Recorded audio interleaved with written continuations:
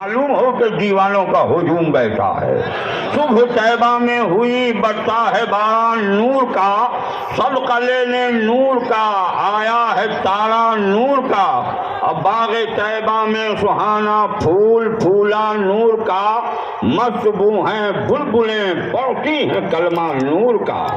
وہ حسین پیالی انوکھی گھڑی سامنے آئی کہ اس گھڑی میں جو میرے مصطفیٰ صلی اللہ تعالی علیہ وسلم صفت سراج منیرہ کے ساتھ تشریف لائے۔ جب میرے آقا صلی اللہ علیہ وسلم آئے، حضرت بی بی آمنہ فرماتی ہیں وَامْتَلَأَتِ الدُّنْيَا نُورًا، ساری کائنات نور محمدی سے روشن و مجلہ ہو گئی، یعنی کسر باقی نہ رکھی بزم امکان جگمگانے میں۔ عرب میں چاند نکلا اور چاندنی پھیلی زمانے میں، محمد مصطفیٰ کے نام نے طوفان کا رخ موڑا، ذرا سا فاصلہ تھا دل کی کشتی ڈوب جانے۔ سبحان اللہ سبحان اللہ۔ خوبصورت وقت میں جب میرے مصطفیٰ آئے تو کائنات کا ایک ایک ذرہ چمک اٹھا، مگر یہاں تھوڑی دیر توجہ دیجیے، میں نے صرف آپ کے ماحول کو سازگار کرنے کے لیے جملوں کے تھپیڑے آپ کو دیے ہیں۔ اگر آپ نے ماحول سازگار رکھا تو انشاءاللہ نقطوں کا مجموعہ آپ کے سامنے حاضر ہوگا۔ میرا ایک سوال ہے جو میں نے رات بھی کئی سوالات قائم کیے تھے، پھر آج سوال قائم کر رہا ہوں کہ اللہ نے میرے مصطفیٰ کو نور کیوں بنایا؟ ذرا زور سے بولیے سبحان اللہ۔ اگر ہاتھ سلامت ہو تو ایک ہاتھ اپنی ماں کی مغفرت کے تصور سے، دوسرا ہاتھ اپنے باپ کی مغفرت کے تصور سے اٹھا کر سبحان اللہ بول۔ سبحان اللہ سبحان اللہ۔ اللہ نے میرے مصطفیٰ کو، میں اپنے نبی کو نور کیوں بنایا؟ اب آپ تفسیر ملاحظہ فرمائیے، تفسیر روح البیان جلد اول صفحہ نمبر 548 میں علامہ اسماعیل حقی علیہ رحمت و رضوان خود سوال بھی قائم کرتے ہیں اور جواب بھی تحریر فرماتے ہیں سم الرسول نورا لأن اول اظہرہ الحق بنور قدرتہ من ظلمات العظم کان نور محمد سبحان اللہ سبحان اللہ علیہ وسلم کما قال اول ما خلق اللہ نوری۔ ذرا زور سے بول سبحان اللہ۔ یعنی میرے رب نے میرے مصطفیٰ کو نور اس لیے فرمایا کہ اللہ نے اپنے نور قدرت سے اپنے نبی کے نور کو بنایا، جیسا کہ خود میرے مصطفیٰ نے ارشاد فرمایا اول ما خلق اللہ نوری، اللہ نے سب سے پہلے میرے نور کو بنایا۔ ذرا زور سے بول سبحان اللہ۔ تھوڑا سا ذہن اگر قریب کریں آپ اپنا اسی شریف بتا دیجیے۔ افسر بیگ صاحب یہ کہیں گے عبد القادری تم کہہ رہے ہو کہ آقا نے فرمایا اللہ نے سب سے پہلے میرے نور کو بنایا۔ چلو میں نے تسلیم کیا کہ سب سے پہلے اللہ نے اپنے محبوب کے نور کو بنایا، مگر نور کا بنانا اور ہے، نور سے بنانا اور ہے۔ ذرا زور سے بول۔ نور سے کس کو بنایا؟ تم ہمارے علماء تشریف فرما ہیں، فرماتے ہیں اللہ نے اپنے نور سے اپنے محبوب کو بنایا، اور خود مصطفیٰ نے ارشاد فرمایا کہ اللہ نے میرے نور سے کل کائنات کو بنایا۔ ذرا زور سے بولیے۔ یعنی مصطفیٰ کے نور سے آسمان بنایا گیا، مصطفیٰ کے نور سے زمین بنائی گئی، مصطفیٰ کے نور سے شجر بنایا گیا، مصطفیٰ کے نور سے حجر بنایا گیا، مصطفیٰ کے نور سے شمس و قمر بنایا گیا، مصطفیٰ کے نور سے شجر و حجر بنایا گیا، مصطفیٰ کے نور سے ہوا بنائی گئی، مصطفیٰ کے نور سے ہوا کی سلسلاہٹ بنائی گئی، مصطفیٰ کے نور سے انسان بنایا گیا۔ گویا جتنی چیزیں ہیں، جتنی چیزوں کو رب نے پیدا کیا، یہ سب میرے مصطفیٰ کے نور سے بنایا۔ نعرہ تکبیر، نعرہ رسالت، جشن عید میلاد النبی۔ اچھا مصطفیٰ کے نور سے اللہ نے کل کائنات کو بنایا، بولو بنایا یا نہیں بنایا؟ ذرا زور سے بولتے رہو، بنایا یا نہیں بنایا؟ مگر میرا ایک سوال ہے کہ اللہ نے کل کائنات کو کس کے لیے بنایا؟ آسمان کو کس کے لیے بنایا؟ زمین کو کس کے لیے بنایا؟ ابھی میں بول ہی رہا تھا کہ حضرت علامہ مولانا انصار صاحب اور حضرت علامہ مولانا ذوالفقار صاحب قبلہ اعلیٰ حضرت کی زبان میں یوں گویا ہوئے کہ زمین و زمان تمہارے لیے۔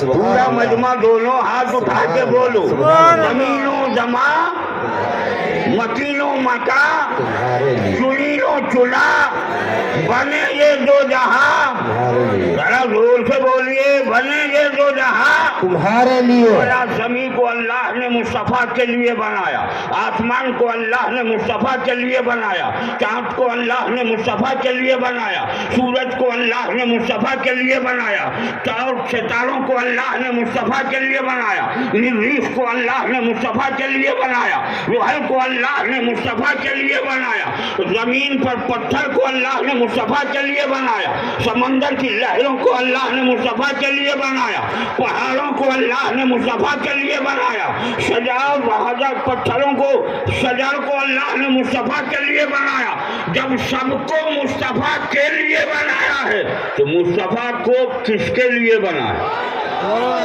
सुभान अल्लाह सुभान अल्लाह सुभान अल्लाह सुभान अल्लाह बात सुनिए अभी आप किताब सुन रहे थे हजरत अल्लामा ज़ुल्फ़िकार साहब क़िबला का इन्होंने फरमाया सबको मुस्तफ़ा के सदक़े में बनाया सदक़े में बनाना और है और उसके लिए बनाना और है बड़ा जोर से अगर इजाजत हो सुभान अल्लाह सदक़े में बनाने का मतलब ये है कि आज मिलादुल नबी का जश्न हम मना रहे हैं ये माइक सदक़े में ये शामियाना सदक़े में ये लाइट सदक़े में ये स्टेज सदक़े में सब कुछ सदक़े में गोरा मुझे अर्ज करने दो ये जो दुनिया है ये सब सदक़े में है मुझे अर्ज यूं करने दो हज़रत अल्लामा ज़ुल्फ़िकार फरमाएंगे अज़हरुल क़ादरी सारा ज़माना मेरे नबी के सदक़े में आए नारे तकबीर नारे रिसालत जश्न ईद मिलादुल नबी सुभान अल्लाह सुभान अल्लाह अल्लाह ने ये सारी दुनिया को अपने महबूब के लिए बनाया बोलिए बनाया कि नहीं बनाया जरा जोर से बोलते रहे पूरा मजमा बोलो बनाया या नहीं बनाया मेरा सवाल है अल्लाह ने मुस्तफ़ा को किसके लिए बनाया गोया सारा जहां मुस्तफ़ा के लिए सारी मखलूक मुस्तफ़ा के लिए कायनात का एक एक जर्रा मुस्तफ़ा के लिए मगर यहाँ ठहर के एक बात कहूँ एक दो नहीं कुल मखलूक़ात कितने हैं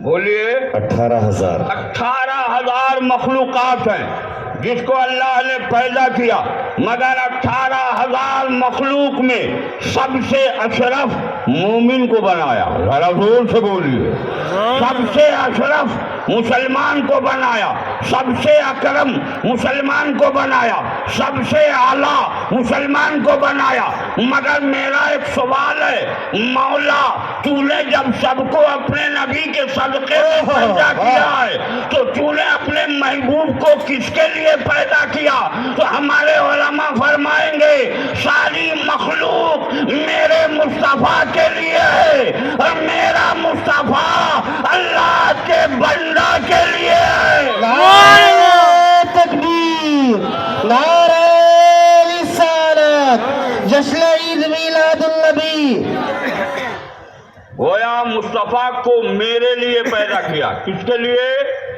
जरा जोर से हर आदमी बोलो मुस्तफ़ा को आपके लिए अल्लाह ने पैदा किया मगर मेरा फिर एक सवाल है आखिर ये मामला क्या है कि मुस्तफ़ा को अल्लाह ने बशर के लिए पैदा किया तो थोड़ा सा ज़हन करीब कीजिए मेरी ये 3 अंगुली को देखिए मेरे हाथ में कितनी अंगुलियां खड़ी हैं अगर आप सबकी 3 अंगुली सलामत हो तो उठा के बता दीजिए ताकि सारे रेशे आज जश्न ईद मिलादुल नबी की इस मुक़द्दस रात के सदक़े अल्लाह की बारगाह में गवाही देने को तैयार हो जाएं तो हमारी मग़फ़िरत की ज़मानत बन जाए कितनी अंगुलियां हैं ज़रा जोर से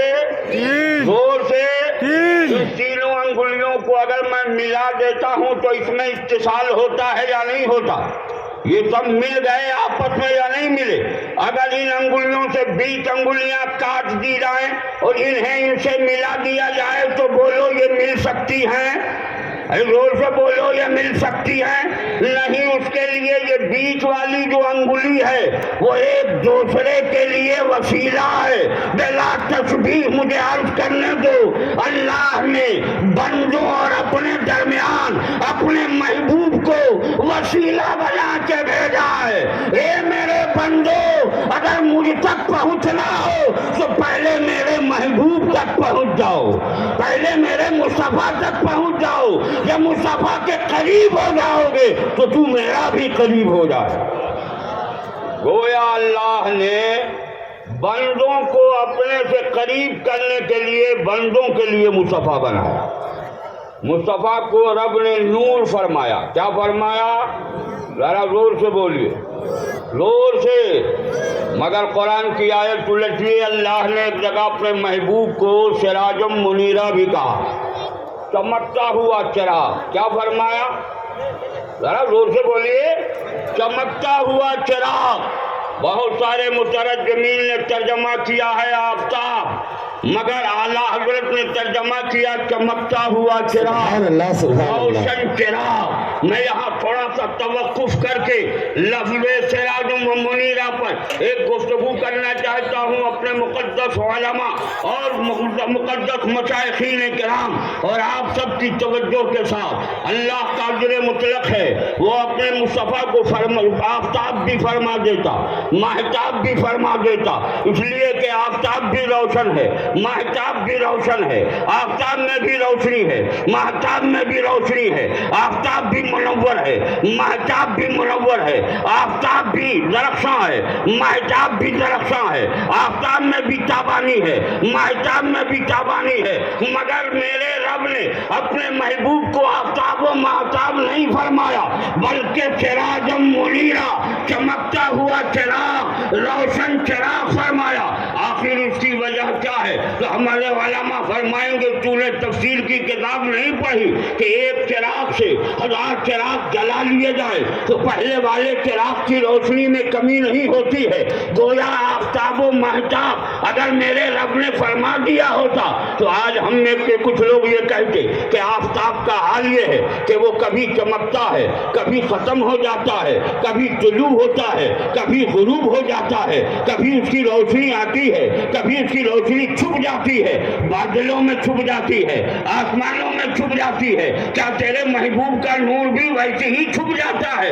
اللہ نے سراجم و منیرہ فرما کر یہ بتا دیا, او میرے بندو آفتاب کی روشنی میں کمی بیشی تو ہوتی ہے, مہتاب کی روشنی میں کمی بیشی تو ہوتی ہے, مگر میں نے اپنے محبوب کو ایسا چراغ بنایا ہے کہ اس مصطفیٰ کو مکے کی گلیوں میں دیکھو تو تمہاری آنکھ تاب نہیں لا سکتی ہے, مدینے میں دیکھو تو تاب نہیں لا سکتی ہے, مزدلفہ میں دیکھو تو تاب نہیں لا سکتی ہے, عرفات کے میدان میں دیکھو تو تمہاری آنکھ تاب نہیں لا سکتی ہے.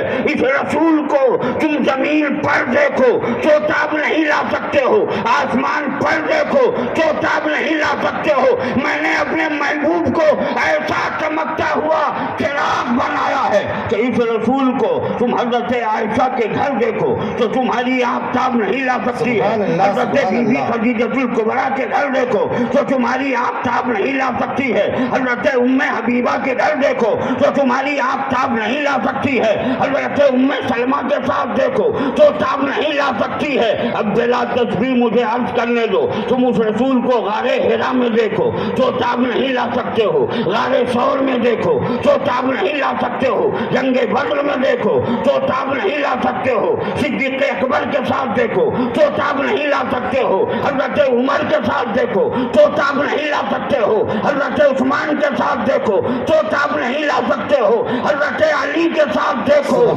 تاب نہیں لا سکتے ہو, بیٹی بی بی فاطمہ الزہرا کے گھر دیکھو